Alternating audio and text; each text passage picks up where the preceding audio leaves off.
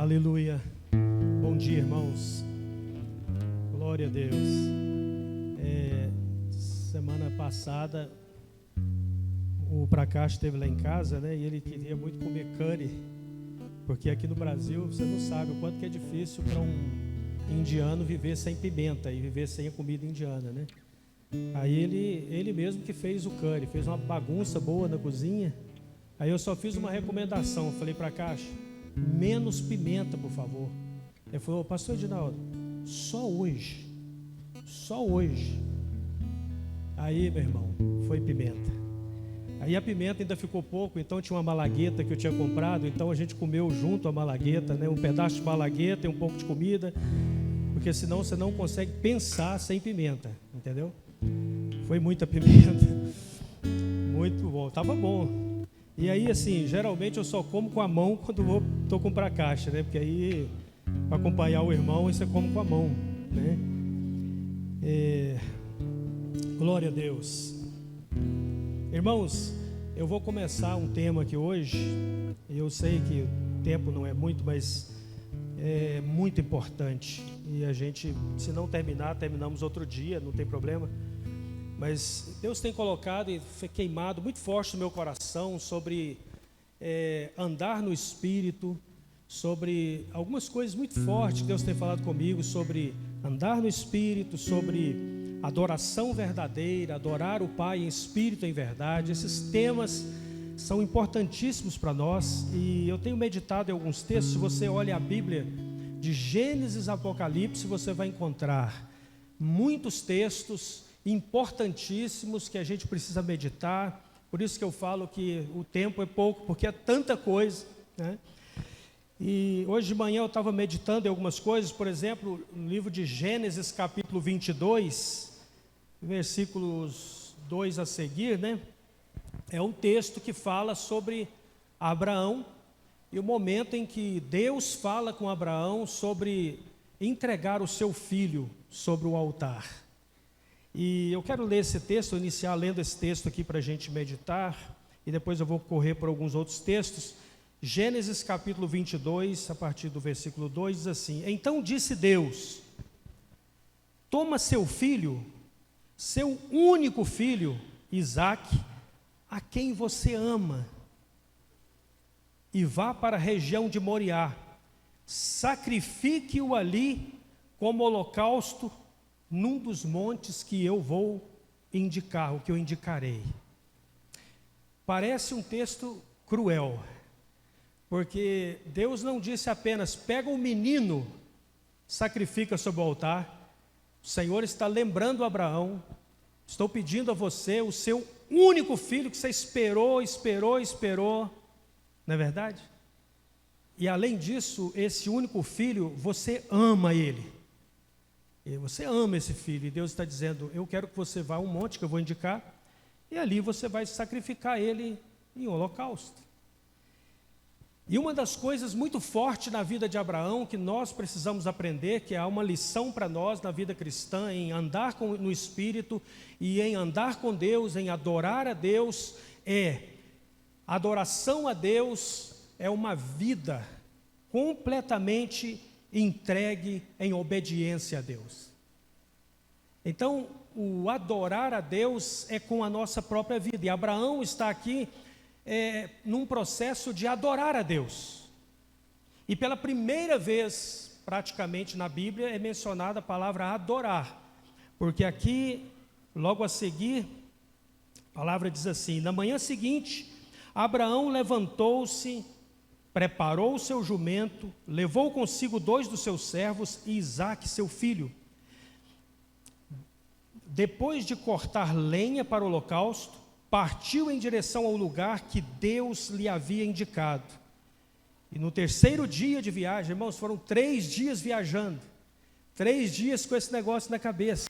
Que pode ter passado na cabeça de Abraão em 3 dias meditando no que ele estava indo fazer? Será que ele teve dúvida em algum momento? A minha impressão é que Abraão estava completamente determinado, não havia dúvida nenhuma em Abraão de fazer aquilo que Deus lhe mandou fazer. Isso não tem dúvida. E aqui diz que depois de 3 dias de viagem, Abraão olhou e viu o lugar do sacrifício de longe. E quando ele viu o lugar, quando ele avistou o lugar, disse ele aos seus servos: fiquem aqui com o jumento, enquanto eu e o rapaz vamos até lá.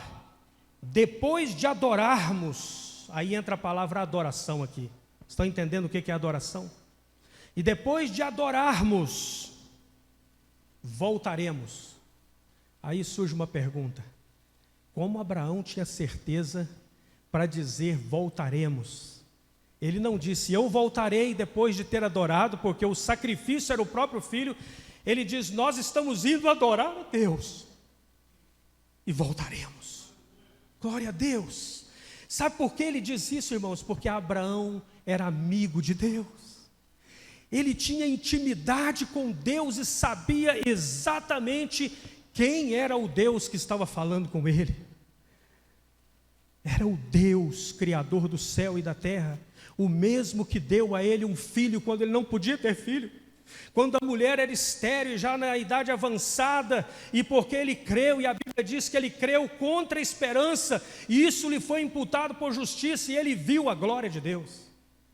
E então ele toma esse filho e vai adorar ao Deus que falou com ele: sai da tua terra, da tua parentela, e vai para o lugar que eu te mostrarei. E aqui ele está declarando diante dos seus servos, dizendo: voltaremos.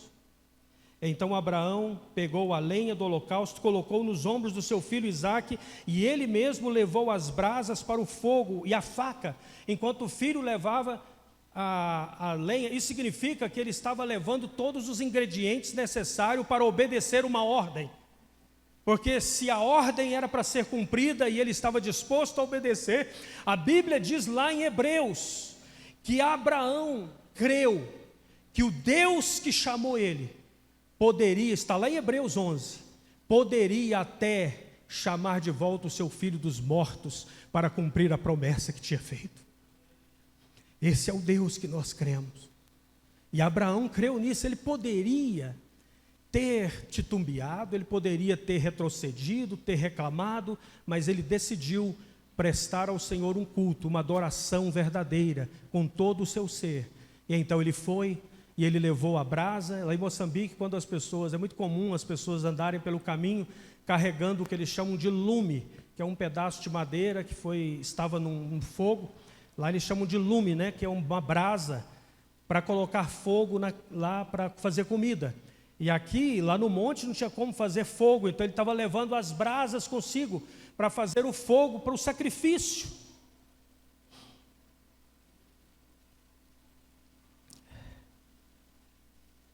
E caminhando os dois juntos, o pai e o filho, Isaque disse a seu pai Abraão: meu pai. Sim, meu filho, respondeu Abraão. Isaque perguntou: as brasas e a lenha estão aqui, mas onde está o cordeiro para o holocausto? E respondeu Abraão: Deus mesmo há de prover o cordeiro para o holocausto, meu filho. E os dois continuaram caminhando junto. E lá, quando ele coloca o filho sobre o altar, e o filho entende que o sacrifício seria ele, porque ele chega a colocar o filho sobre o altar, a Bíblia diz que Deus disse a Abraão: não faça isso. E Deus mostrou para ele o cordeiro da provisão, que estava lá preparado, porque o Deus Jirê tinha provido o sacrifício. Deus jamais tinha planejado a execução de um sacrifício humano, mas Deus estava levando o seu servo Abraão a conhecê-lo na intimidade. Então, deixa eu dizer para você uma coisa: andar com Deus vai nos levar por um caminho onde nós vamos conhecer a Deus. E à medida que nós vamos conhecendo a Deus, nós vamos sabendo quem Deus é, e aí a partir daí nós vamos entendendo os caminhos de Deus, a maneira como Deus trabalha. No Velho Testamento, aí depois aqui de Abraão, o Senhor mandou que Moisés preparasse a tenda, que é a tenda da congregação, no momento em que o povo estava indo do Egito para a terra prometida, né? E o tabernáculo que foi feito por Moisés, ele tinha detalhes arquitetônicos, de engenharia, né, de estrutura, era uma coisa muito bem planejada, muito bem calculada, e Deus deu o desenho de tudo aquilo. Era uma coisa fantástica, de maneira que por fora parecia uma tenda normal, mas por dentro, se alguém entrava, era como se estivesse dentro do próprio céu. Era um lugar que Deus havia desenhado. Esse é o tabernáculo de Moisés. Mas no tabernáculo de Moisés, era preciso que um homem, o sumo sacerdote, entrasse no Santo dos Santos uma única vez por ano para prestar o sacrifício, para fazer o sacrifício. Aí novamente a gente encontra sacrifício na Bíblia. E a orientação de Deus é que ao oferecer o sacrifício, pelo pecado das pessoas, então a pessoa ia trazer trigo ou grãos, o azeite e também uma outra coisa chamada o quê? Incenso. Era oferecido também, às vezes, a mirra, mas o incenso. O incenso, e a ordem de Deus era assim: o grão que trouxessem as pessoas e o azeite, uma parte dele era colocado no fogo para queimar. Porém, o incenso era queimado totalmente no altar. O incenso era a única coisa que Deus ordenou que tinha que ser queimado totalmente. E a palavra incenso na Bíblia significa, ou tipifica, a adoração do povo de Deus.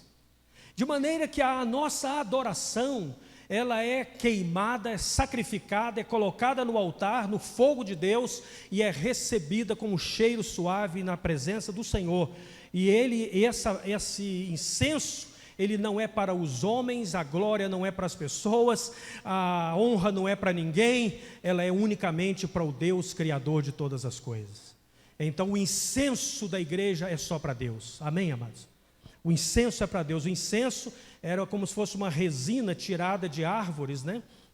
E essa resina, ela produzia o cheiro, um aroma, e era queimado sobre o altar, de maneira que trazia um ambiente, trazia algo especial, que dizia a respeito da entrega do povo, do sacrifício, da vida entregue sobre o altar em sacrifício, amém? E tudo isso simbolizava, tudo isso tipificava também a vinda de Jesus, o Cordeiro de Deus que tira o pecado do mundo, porque o sacrifício de cordeiros ali, mesmo no caso de Abraão, quando Deus mostra o cordeiro, aquele cordeiro simbolizava a vinda do Filho de Deus, porque da mesma forma que Abraão não recusou, Deus disse a Abraão, da mesma forma que você não recusou entregar o seu único filho, eu também não vou recusar. Deus não recusou entregar o seu único filho. Deus o entregou por nós. Esse é o Cordeiro de Deus que tira o pecado do mundo. Interessante que na lei era proibido queimar no altar do sacrifício mel.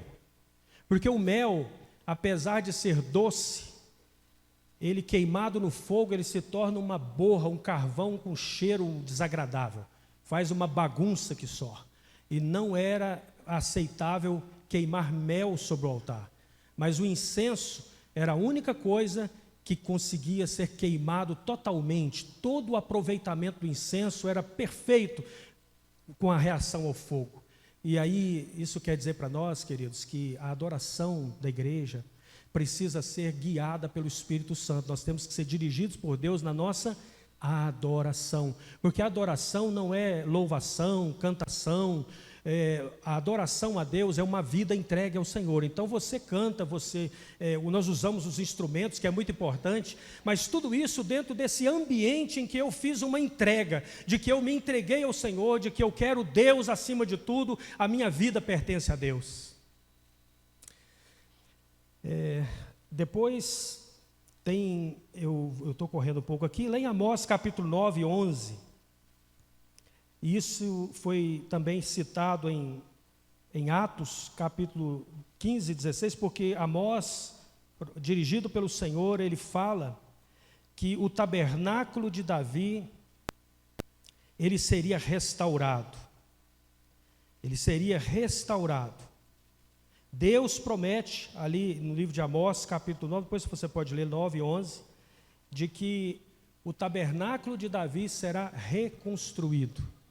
que Deus está falando? Porque o Davi, historicamente, qual a diferença do tabernáculo de Davi para o tabernáculo de Moisés?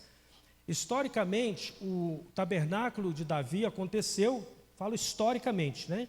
Aconteceu no momento em que ele leva a arca para a cidade, para Sião, e ali ele então faz uma tenda para colocar a arca, e era uma tenda simples, não tinha todos os aparatos de engenharia e todos os designs lá da tenda feita por Moisés. A tenda de Davi, ela foi uma tenda mais profética e apontava simbolicamente para uma verdade. De fato, a tenda, o tabernáculo de Davi, ele aponta para o livro de Hebreus, se você quer ver isso mais precisamente, que Hebreus nos mostra que nós nos chegamos agora ao Deus Criador do céu e da terra. Nós agora livremente podemos entrar e oferecer sacrifício agradável ao Senhor. Nós não dependemos mais do sumo sacerdote, do sacrifício de animais, porque Jesus veio, morreu e ressuscitou.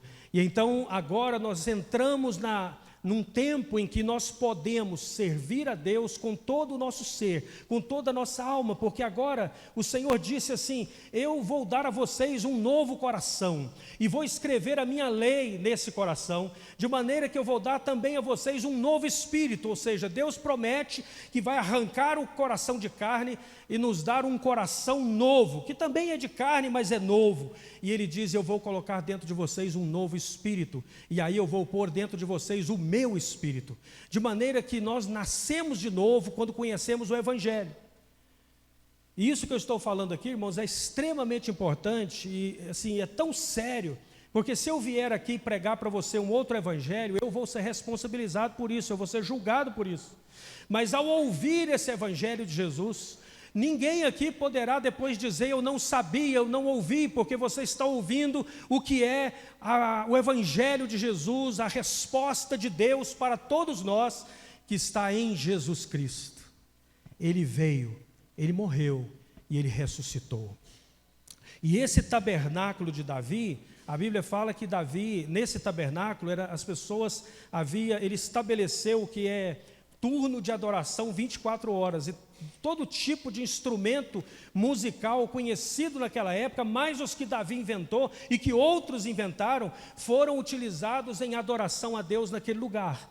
Era um ambiente, e não tem a ver aqui com o instrumento em si ou com a voz, mas um ambiente, um lugar onde o rei Davi decidiu entregar tudo ao Senhor e habitar na casa do Senhor, como ele diz: essa é a coisa que eu quero, habitar na casa do Senhor todos os dias. Ele queria a presença de Deus, porque a adoração a Deus tem a ver com presença de Deus, tem a ver com intimidade com Deus, um lugar onde você anda com Deus.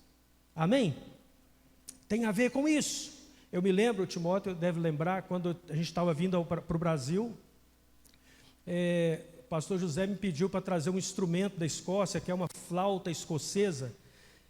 Ela é a bagpipe, né? É um instrumento maravilhoso, a maioria que já deve ter ouvido pessoas tocando a bagpipe, que é muito lindo, né? E me mandaram um valor para comprar a bagpipe, só que o dinheiro só dava para comprar um negócio de brinquedo, que era uma réplica, uma imitação da bagpipe. Aí eu olhei a réplica, né? Alguém me falou: não, isso não presta, você tem que procurar uma bagpipe de verdade. Aí eu liguei para o Tim Gallatry, né? Que era amigo, ele é tio do Anderson, né? Ele era amigo, frequentou a Madeira Street, mas eu não conhecia o Tim, porque ele estava em outra região da Escócia. E o Tim Gallatry é o maior fabricante de bagpipe do Reino Unido. Ele entende do assunto. Aquela flauta escocesa com aqueles canos, né, que são feitos. Gaita de fole, aqui é chamado gaita de fole. E aqueles canos, né, os tubos, né, dizer assim, são fabricados com madeira africana preta, que é o Black African Wood. É uma madeira caríssima, de difícil acesso e, portanto, muito caro. Então eu fui olhar, eu liguei para ele, né, porque peguei o telefone desse senhor, liguei e disse: olha, Tim, estou precisando de uma flauta para levar para o Brasil um projeto de adoração, que era para projeto de adoração mesmo. E aí eu perguntei para ele, eu queria ver quanto é que você faz uma flauta para a gente, qual o custo. Quando ele falou, eu quase caí de costas. Era assim, 3.500 libras, a mais barata, multiplica por 6 ou 7, era um valor muito alto. Aí eu disse, olha, não dá para comprar uma flauta desse nível. Então, quem sabe você não me indicaria um lugar onde eu posso comprar uma flauta dessa usada, um preço viável, né? Eu vou correr aqui um pouquinho com a história. Aí ele disse, me liga daqui meia hora, eu vou pensar e vejo se eu consigo levantar um telefone de algum lugar que você pode ligar. E aí o Tim saiu para andar com os cachorros lá.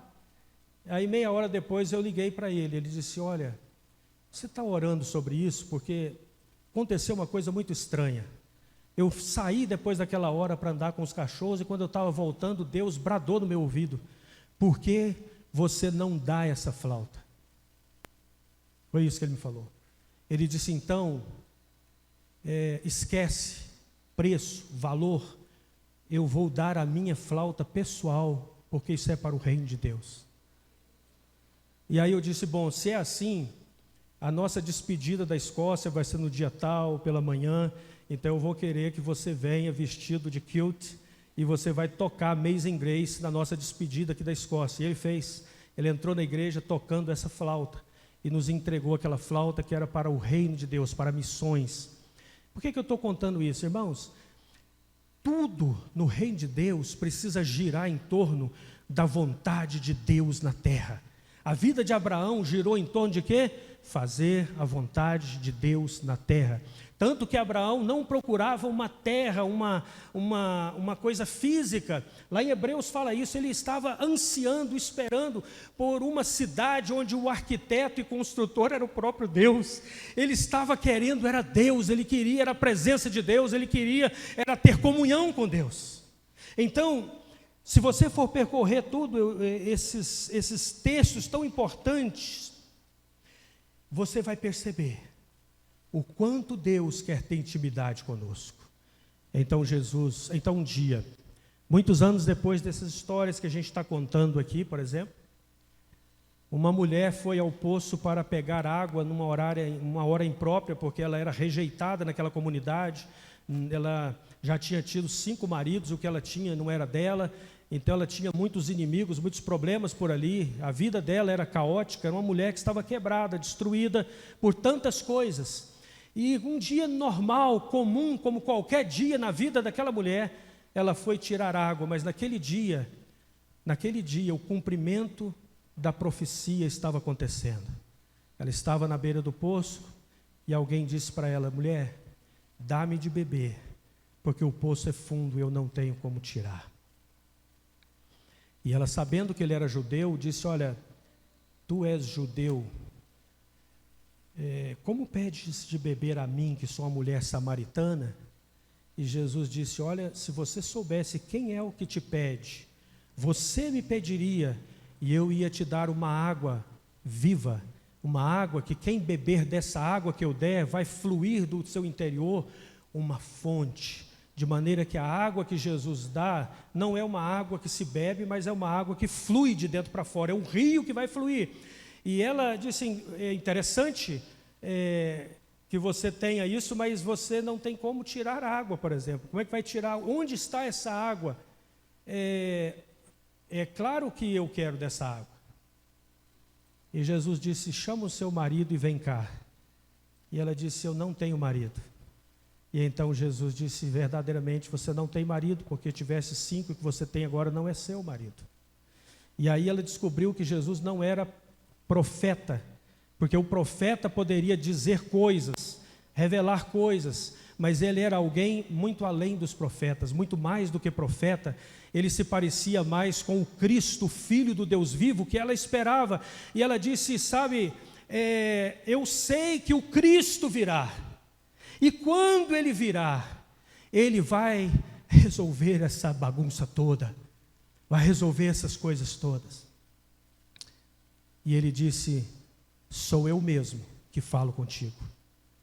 Jesus não se deu a revelar como o Cristo para as multidões. Você não vai ver Jesus dizendo, eu sou o Cristo, já viram? Mas para aquela mulher na beira do poço, ele disse: sou eu, o Cristo. E ela tinha questionado o Senhor. Nossos pais adoravam aqui nesse monte, vocês adoram em Jerusalém, no templo, onde afinal que se deve adorar? E Jesus disse: mulher, virá a hora, e a hora é essa, virá o momento, e o momento é esse, agora que você está nele, você está no tempo, no momento em que os verdadeiros adoradores adorarão o Pai em espírito e em verdade. Não é em Jerusalém, não é nesse monte, não é num lugar, mas os verdadeiros adoradores adorarão o Pai em espírito e em verdade, porque Deus é espírito, e importa que os seus adoradores o adorem em espírito e em verdade, e Ele está procurando, Ele disse, Ele procura por verdadeiros adoradores. Deus encontrou Abraão, um verdadeiro adorador. Deus estava procurando por Abraão quando ele disse: sai da tua parentela. Os irmãos estão entendendo? Deus encontrou Davi quando ele estava atrás da malhada, atrás das ovelhas, cuidando das ovelhas do seu pai, enquanto os irmãos dele eram guerreiros, ele era cuidador de ovelhas, o menor da casa. E Deus disse para Samuel: não atentes para a sua aparência, porque Deus não vê como o homem vê. O homem vê o que está por fora, mas o Senhor vê o coração. De maneira que a adoração verdadeira é quando acontece, quando Deus está olhando não para aquilo que está aparente, não para a sua aparência, mas Ele olha para a profundidade do seu coração. O coração do homem é que vai adorar a Deus. Até porque eu posso cantar bonito aqui, tocar belos instrumentos, fazer qualquer coisa, mas você não vai saber se eu estou fazendo isso com o meu coração, mas Deus vai saber. E Deus procura por verdadeiros adoradores. E nós vamos ver a diferença. Qual é a diferença? Quando nós somos guiados pelo Espírito de Deus a adorar a Deus em espírito e em verdade, vai acontecer algo sobrenatural. As nações poderão ser transformadas pelo poder de Deus. A palavra de Deus espalhando pelas nações, de maneira que a adoração do povo de Deus se torna a trilha sonora, vamos dizer assim, pode usar essa expressão. Sabe o que é a trilha sonora? Não tem um filme, tem a trilha sonora. Então a adoração em espírito e em verdade é a trilha sonora que vai fazer com que os povos se curvem diante do Senhor. Por isso Deus está querendo hoje levantar adoradores, pessoas que adoram o Pai em espírito e em verdade, são guiados pelo Espírito para praticar uma verdadeira adoração. Ele está procurando essas pessoas. Por isso, em Romanos diz assim: vocês não receberam o espírito de escravidão para estarem outra vez atemorizados, mas vocês receberam o espírito de adoção de filho, baseado no qual nós clamamos: Abba, Pai. E o mesmo Espírito testifica com o nosso espírito que agora somos filhos de Deus. E se somos filhos, somos também herdeiros de Deus. Se somos herdeiros, somos também co-herdeiros com Cristo, se é que com Ele padecemos, para que com Ele também sejamos glorificados. De maneira que eu decido andar com Deus. E se eu ando com Deus, agora que eu conhecia Jesus, eu agora não sou mais escravo do pecado, eu estou livre para servir o Senhor. E esse Espírito testifica com o meu espírito que eu sou filho de Deus. De maneira que até as nossas orações mudam, porque em vez de você orar pelos seus próprios problemas, você vai começar a orar pelas pessoas, orar em favor das pessoas, porque você descobriu que você precisa sair de dentro de si mesmo e fazer o que o nosso Pai nos mandou fazer. E Ele nos mandou amar, Ele nos mandou amar a Deus sobre todas as coisas, ao próximo como a mim mesmo, de maneira que os meus problemas vão se tornando pequenos diante da profundidade da revelação da palavra, de que eu preciso amar as pessoas, eu preciso amar almas, eu preciso pregar o Evangelho, fazer Cristo conhecido dos confins da terra. Por isso Jesus disse assim: não foram vocês que me escolheram, fui eu que escolhi vocês. E eu nomeei vocês, em outras palavras, eu dei uma missão para vocês. E a missão que eu dei para vocês é que vocês deem fruto, e esses frutos permaneçam, a fim de que tudo que vocês pedirem ao Pai em meu nome, Ele vos conceda. De maneira que Deus não nos responde a oração para a gente dar fruto. Ele nos leva a dar fruto. Jesus disse: eu te dou um chamado, uma missão para você dar fruto. Então você dando fruto, você fazendo o que agrada ao seu Pai que está no céu, suas orações serão respondidas, porque agora você agrada ao coração do Pai. Você decidiu andar com Deus. Por isso que Jesus disse: quando você for orar, não faça como os hipócritas, os fariseus, que adoram tocar trombeta nas praças e fazer longas orações a fim de serem vistos pelos homens. Jesus disse: eles já receberam o seu galardão aqui mesmo, já receberam o galardão. Mas quando você for orar, entra no teu quarto, fecha a porta e conversa com o seu Pai que te vê em secreto. E quando você estiver falando com o seu Pai, isso é Jesus nos ensinando, quando você estiver falando com o seu Pai que está no céu, não pense você que ao fazer muitas repetições, ao repetir aquela reza, aquela petição constantemente, você vai convencer Deus, o seu Pai, a fazer o que você quer. Não pense isso, porque o que acontece, Jesus falou, é que o Pai de vocês já sabe o que vocês precisam muito antes que você peça. Então Jesus está orientando a nós a entrar no lugar onde nós vamos ter comunhão, intimidade com o nosso Pai, guiados pelo Espírito Santo para essa intimidade. E nesse lugar, enquanto eu estou em comunhão com meu Pai, Ele está cuidando das outras coisas. Por isso aí Jesus disse, então, logo a seguir do texto, Jesus disse, então, quando você for orar, ore assim: Pai nosso que está no céu, santificado seja o teu nome. Isso não é um modelo de oração para repetir. Isso é um modelo, isso é como fosse um esboço de uma maneira como nós devemos orar. E ele diz: você não vai orar, meu Pai que está no céu.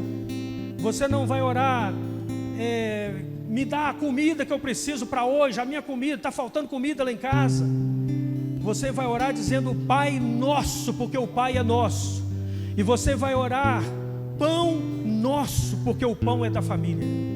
E é mais uma oração de gratidão, porque Deus cuida dos seus filhos. Venha a nós o teu reino, seja feita a tua vontade, assim na terra como no céu. Perdoa os nossos pecados, porque o seu pecado é meu. O pecado é o pecado da família, de maneira que Jesus não morreu por mim, Ele morreu por nós. Ele morreu pela família, Ele morreu pela igreja, pelo corpo. Por isso que Ele é o cabeça da igreja. Amém, amados? Vamos ficar em pé. Eu vou parar e depois a gente continua esse tema. Pai, em nome de Jesus, obrigado por esta manhã, Senhor. Obrigado pela revelação da Tua palavra. Obrigado, Senhor, porque o Senhor se revela a nós e nós podemos conhecer a Tua grandeza, o Teu amor. Nós podemos conhecer a intimidade do Senhor. Temos sabedoria e discernimento para andar com o Senhor nessa terra. Nos livra, Senhor, de sermos apenas frequentadores de igreja, apenas religiosos, mas nos faça verdadeiramente homens que adorem em espírito e em verdade, de maneira, Senhor, que não é a verdade no sentido de sinceridade, Senhor, mas é a revelação da Tua palavra, é praticarmos a revelação do Senhor. Revela a nós a Tua vontade, o Teu propósito, e que a gente, Senhor, possa andar contigo, caminhar com o Senhor, de maneira que sejamos encontrados com um coração sábio, como Abraão, que andou com Deus e serviu o Senhor. Nos ensina esse caminho, Pai, em nome de Jesus.